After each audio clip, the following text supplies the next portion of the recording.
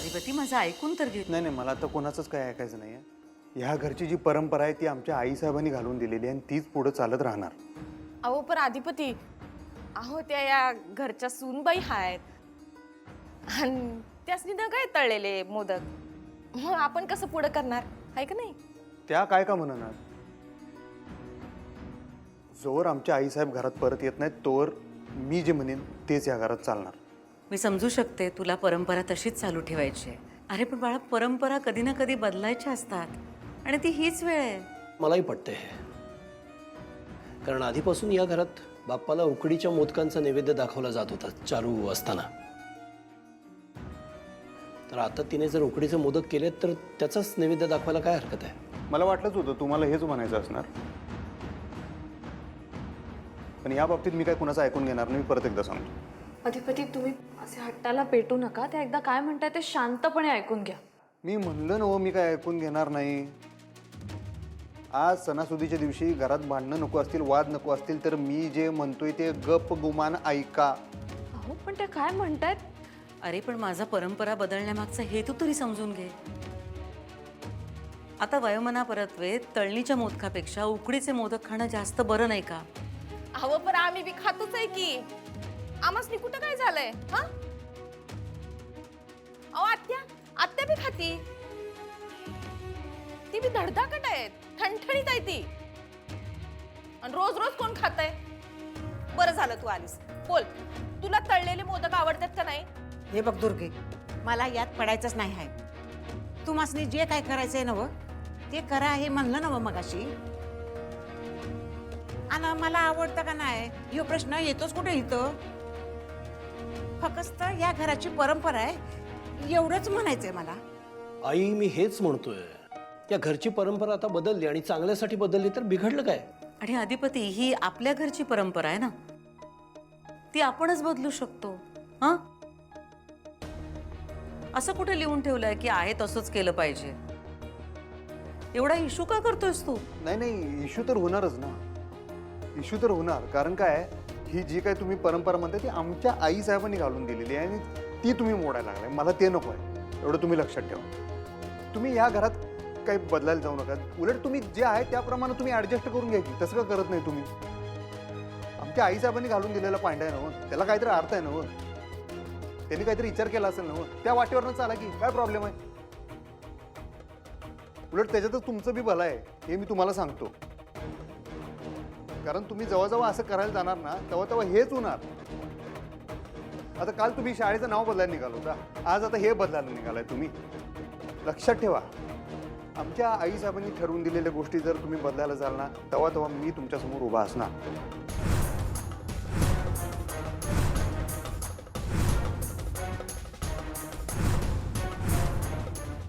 अधिपती, अरे जन्मदात्री आहे तुझी ती, तिने जन्म दिलाय तुला. एक साधी गोष्ट सांगते ती सुद्धा तुला ऐकता येत नाही. मी परत एकदा तुम्हाला सगळ्यांना तेच सांगतो, आमच्यासाठी आमच्या आईसाहेबच आमच्या आई आहेत.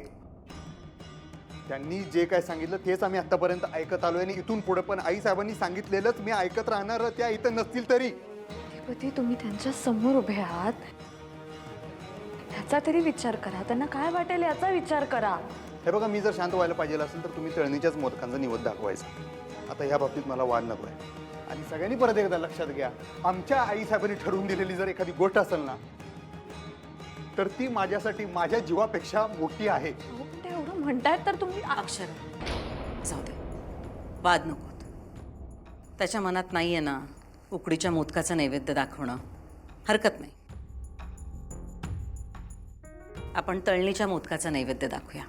आणि अधिपती, एवढ्या छोट्या छोट्या गोष्टींवरनं एवढा रागावू नकोस रे. यापुढे सगळ्या गोष्टी फक्त तुझ्या मनाप्रमाणे होतील. तू शांत राहा. ठीक आहे, तुम्ही यांना सांगा आता परत ह्याच्यात काही खोट काढू नका म्हणून. चला सगळ्यांनी आरतीला या वेळ झाला. आत्या चल, आरतीची तयारी करायची. चल चल.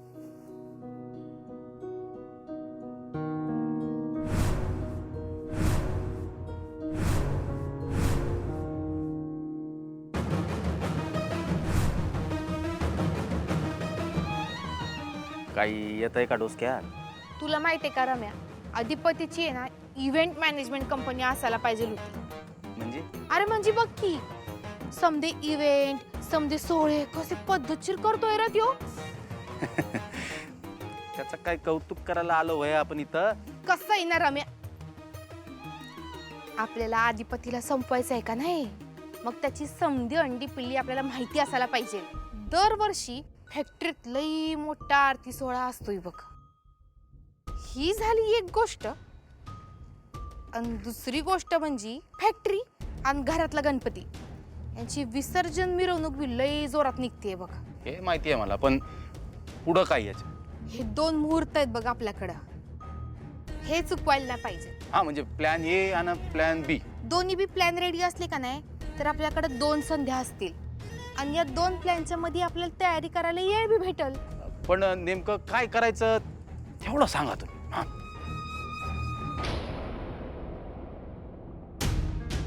अधिपती मुद्दाम करतोय हे चारू.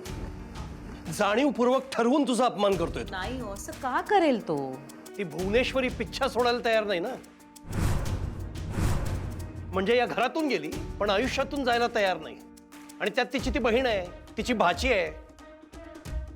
या 2 नतद्रष्ट बायका त्या अधिपतीचे कान भरतायत. मला नाही असं वाटत. चारू, इतकी वर्ष मी ओळखतो त्या सगळ्यांना.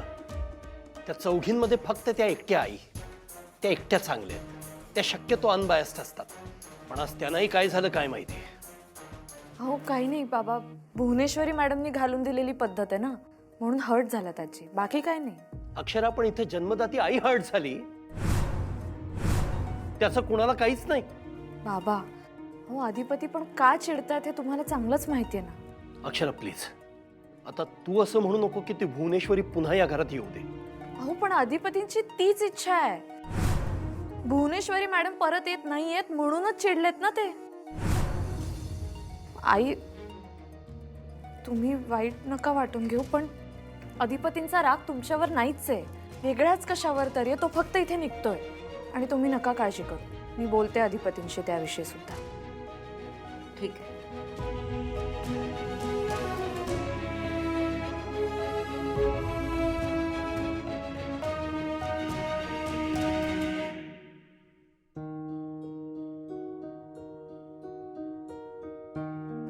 कसे बोललात तुम्ही आता आईंशी? किती वाईट वाटलं असेल त्यांना. का असं करता तुम्ही? तुम्ही काय वकीलपत्र घेतले का हो त्यांचं? जरा काय झालं की आपलं त्यांची बाजू घेऊन माझ्या संग भांडू नका बस. हो मी बाजू नाही घेते आणि भांडते का मी तुमच्याशी? म्हणजे तेच हो, आता तुम्ही काहीतरी बोलणार, मी त्याच्यावर काहीतरी बोलणार, परत तुम्ही काहीतरी विचारणार, मी त्याच्यावर बोलणार, वाद होणार ना. थोडक्यात जाऊ दे, कशाला भांडायचं. मी जे काय बोललो ते बोललो मी तिथं बाहेर, बस. अधिपती इतकं तोडून का वागता तुम्ही त्यांच्याशी? त्या जे वागल्या ते दिसत नाही का तुम्हाला?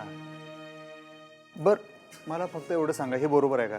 एखाद्या घराचे काही नियम असतात, काही पद्धत असते बाबा, परंपरा असते. आमच्या आईसाहेबांनी घालून दिलेली परंपरा आहे, ह्या काल आल्यात आणि आता येऊन इथे सगळं बदलायला तुम्ही एवढी काय झाली हो यसनी? हे बरोबर आहे काय? अहो भुवनेश्वरी मॅडमच एकदा म्हटलं होतं की नाही, रीती परंपरा ह्या सगळ्या मोडून नवीन करण्यासाठीच असतात. ओ तुम्ही का नाही उगाच कुठलं तर काहीतरी जोडू नका कुठेतरी.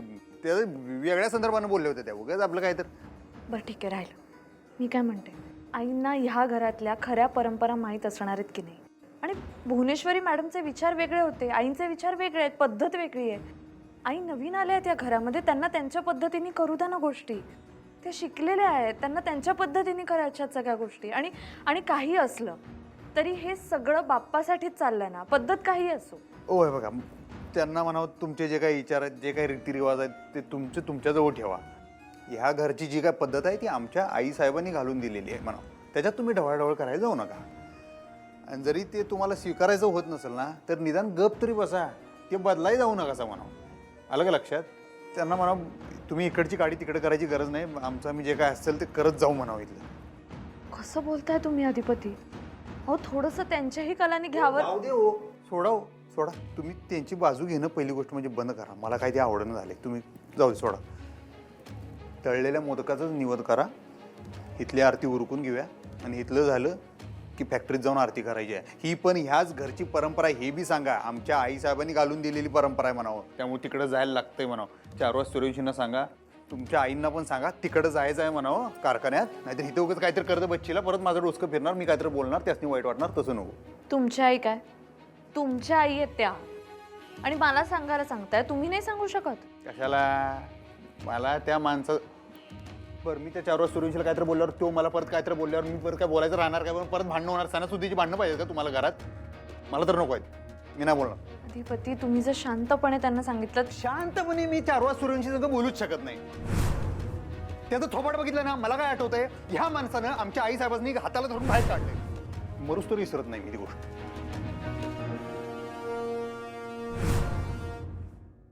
त्या भुवनेश्वरीनं ज्या परंपरा घालून ठेवल्यात त्याच आता आम्ही आयुष्यभर वागवायच्या. का? तर तिचा हा आज्ञाधारक मुलगा आम्हाला तसं करायला लावणार. चारू, बघितलंस ना त्या बाईनं आपल्या मुलाचं काय करून ठेवलंय? बघितलंस ना तू? आणि वाद कशामुळे? मोदकावरून.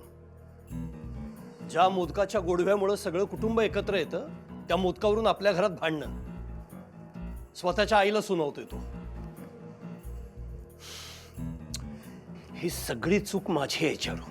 मला दिसत होतं की हा मुलगा त्या बाईच्या पूर्णपणे कह्यात जातोय. मी त्या वेळेला आवरायला हवं होतं त्याला. जाऊ द्या हो, तुम्ही शांत व्हा ना. त्यावेळेला जी काही परिस्थिती होती त्याप्रमाणे तुम्ही वागलात. अगं, पण त्याचमुळं आपल्यावर आज ही परिस्थिती आली आहे ना चारू. आताची ही परिस्थिती माझ्यामुळेच झाली असं मला वाटतंय. मी जर का परत आलेच नसते तर या घराचं वातावरण दूषित झालं नसतं. काय बोलतेस तू चारू? अगं, उलट तुझ्या येण्यामुळे या घरात खरा आनंद आलाय इतक्या वर्षांनी. असं तुम्हाला वाटतंय. बाकीच्यांचं काय? कोण बाकीचे? ती दुर्गेश्वरी आणि चंचला, त्या भुवनेश्वरीच्या काळ्या सावलेत. त्यांच्याकडनं काय अपेक्षा करशील? बाकी त्या आई मनानं चांगलेत, त्यांचं काही म्हणणं नाही आहे तुझ्या येण्याबद्दल. आणि अधिपती, अधिपतीचं काय? तो आपला मुलगा आहे ना. तिथंच तर आपलं घोडं पेंड खाते ना. त्या भुवनेश्वरीचं भूत आहे त्याच्या मानकुटीवर. भूत नाही, अधिपतीच्या मनात त्यांच्याबद्दल प्रेम आहे, आदर आहे, माया आहे. अधिपतीने त्यांना आईचं स्थान दिलंय. कारण त्याच्या बोलण्यातनं कळतं, यशोदेसारखी त्यांनी त्याची काळजी घेतली आहे, त्याला सांभाळलंय, त्याला लहानाचा मोठा केलाय. चारू, त्या बाईला एकदाही न भेटता, तिच्याशी न बोलता तुलाही असं वाटलं की तिनं खरंच यशोदेसारखी माया केली? नाही चारू, मला विचार. अतिशय पाताळयंत्री बाई होती ती. काही तिनं माया वगैरे केलेली नाहीये. तिनं स्वतःच्या स्वार्थासाठी, मतलबासाठी त्याला कठपुतळीसारखं आपल्या हातात बांधून ठेवलंय, बाकी काही नाही. आणि त्याला तिच्या पगड्यातून बाहेर काढण्यासाठी किती काळ जाणार आहे मला माहिती नाही. काळाचं गणित नाही ना म्हणतायत. आणि तुम्ही जे म्हणतायत ते बरोबर असेलही, पण मग या सगळ्यामध्ये अधिपतीची काय चूक आहे? हां, त्याला आईचं प्रेम हवं होतं, मायेचा ओलावा हवा होता, तो त्याला त्यांच्याकडून मिळाला. आणि म्हणूनच अधिपतीच्या मनात भुवनेश्वरीला आईचं स्थान मिळालंय. ते इतकं पक्क झालंय, त्याची मुळं इतकी खोलवर गेलीत की मी ते उपटून काढू शकणार नाही. म्हणून माझी तुम्हाला विनंती आहे, कसली? या घराच्या भल्यासाठी, या घराच्या आनंदासाठी मला या घरातून जाऊ द्या.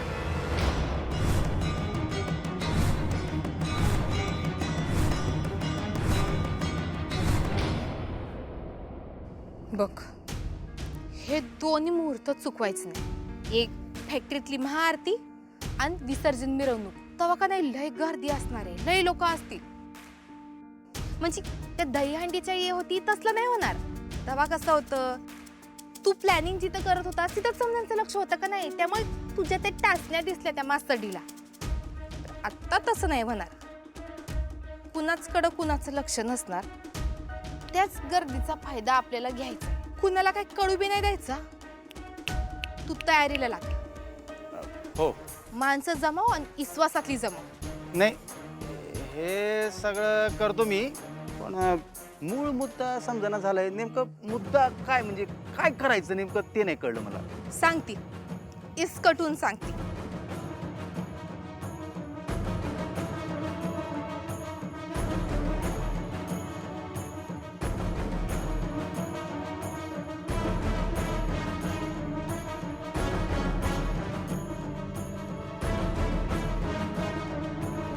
चारू काय बोलतेस तू?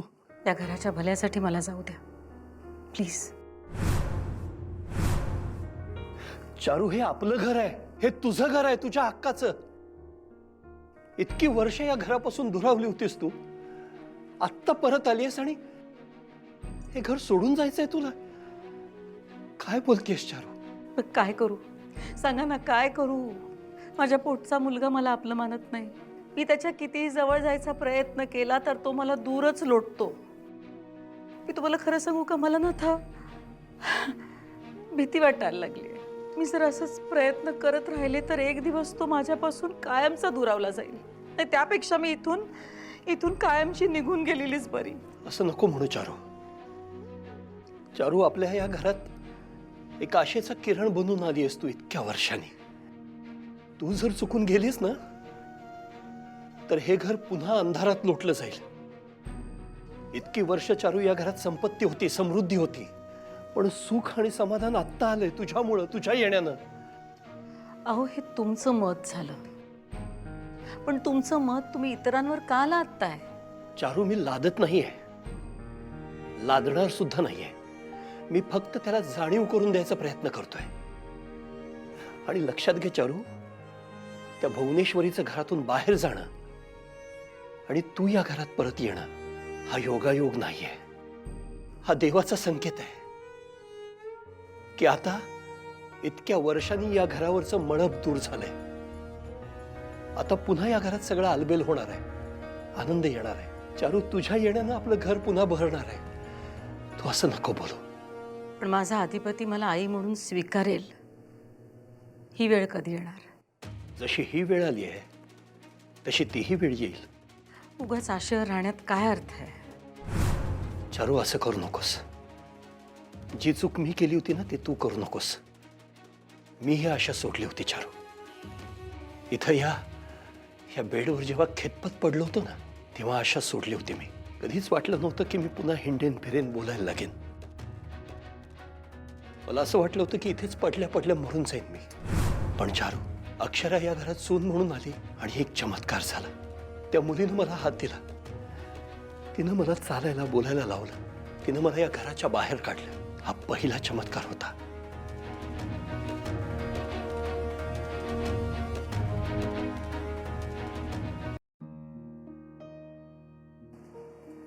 आईसाहेब नाहीत त्यामुळे जीव असं कोंडल्यावर होतोय घरात थांबूच वाटत नाही. म्हणजे मी कोणी नाही का तुमची? तसं नाही हो, तुम्ही आई म्हणता तर घराकडे येतोय मी रोज, नाहीतर आईसाहेबांनी घेतल्याशिवाय आलोच नसतो.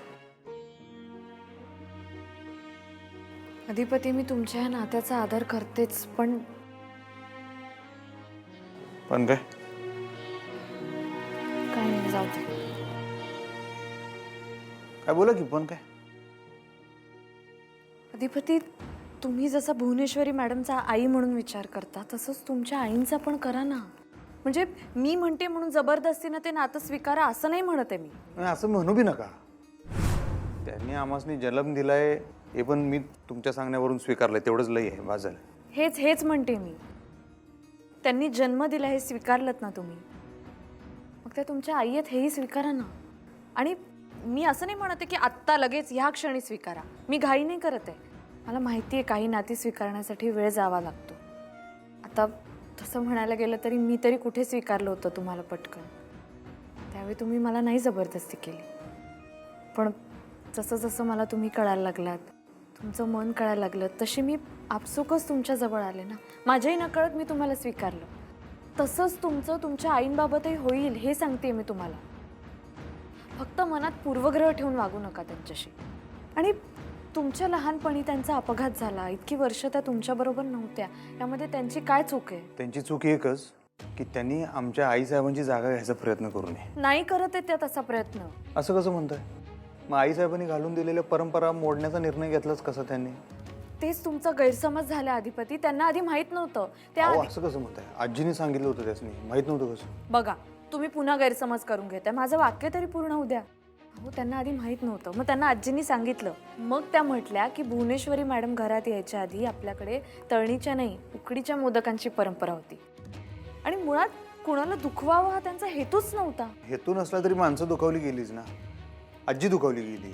आजीनं तर अहो तुम्हाला माहित नाही, तसं आईसाहेबांनी केलं ना तसं आजीनं पण भरपूर केलंय त्या उरपाट्यात. 4 वाजता सूर्यवंशीचा आजारपण काढली, दुखणी खुपणी काढली ते. बरोबर आहे, तुमचं अगदी बरोबर आहे. मी त्यांची बाजू घेतच नाहीये. अहो पण आजी वेगळ्याच मुद्द्यावरून दुखावल्या होत्या. मुद्दाम नाही दुखवलं त्यांनी आजीला. उलट त्या तुमच्यासमोर पण म्हटल्या ना की तेलकट पदार्थांचा त्रास होतो म्हणून उकडीचे मोदक करूया, हे कारण होतं. पण जसं तुम्ही विरोध केला तसं मुलाच्या प्रेमाखातर त्या तयार झाल्या ना तळणीचे मोदक करायला. ना मग केलंच पाहिजे त्यांनी तसं, कारण ह्या घरची परंपरा आहे आणि ती आमच्या आईसाहेबांनी घालून दिली.